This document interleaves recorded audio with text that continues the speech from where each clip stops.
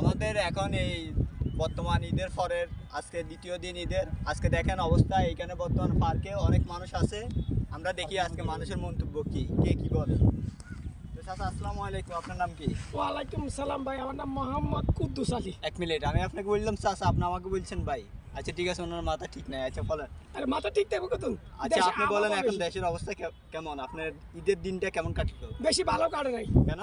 এই দেখেন না, গাড়ি একটা মাথা নিয়ে আমি বাড়িতে রওনা দিছি। কেউ মনে হচ্ছে পাইতেছে গোস্ত মনে বেশি নিছেন না? জি জি জি জি, ফ্যামিলির জন্য গোস্ত নিছি। আচ্ছা, তো গোস্তর পরিমাণ এখন এই ঈদে কিরকম? হ্যাঁ, হুম। এই যে গোস্ত পরিমাণ বেশি, এখন দেশে বেশি করে গোস্ত দিছে।